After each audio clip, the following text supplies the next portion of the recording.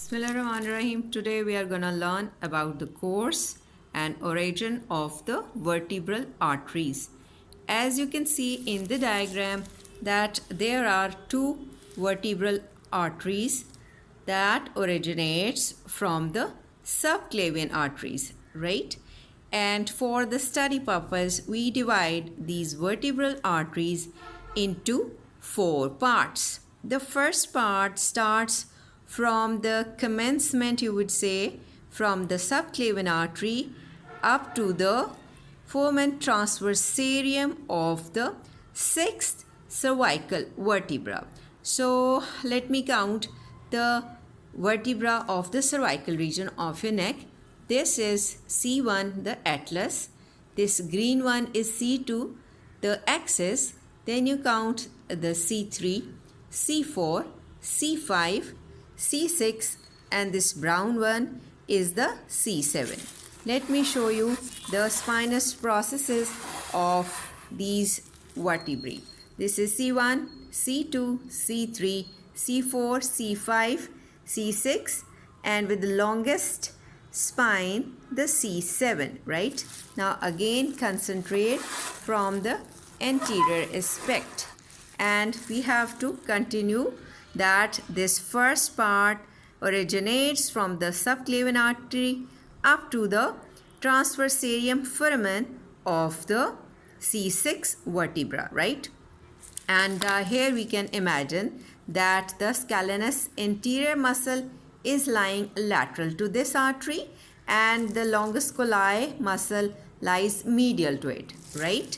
Now concentrate after the first part that the second part of this vertebral artery is taking a long vertical course and running through the foramen transversaria of the respected vertebrae, and at which level up to the foramen transversarium of C2. So the extent of the second part is from C2 to C6, right? So it was its first extent, first part, then from C6 to C2, the second part is vertically running upwards, right? Now you see that the third part is supposed to pass through the foramen transversarium of the atlas, reaching up to the posterior atlanto-occipital membrane. And from here, the fourth part is going upwards towards the lower border of the bone, where it has to join with its vertebral artery of the other side to form the basilar artery, right? So these are the four parts. Now we have to learn which branches it is supposed to give. It gives spinal branches while it is passing through the neck region, and it has to supply definitely the spinal cord along with its meninges and the vertebrae, of course.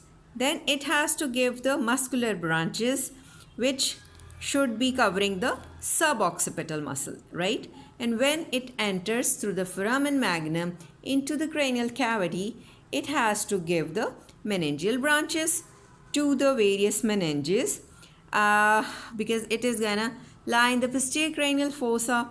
Then it also give rise to the posterior spinal artery and the anterior spinal artery, and the longest or largest branch is its posterior inferior cerebellar artery, right?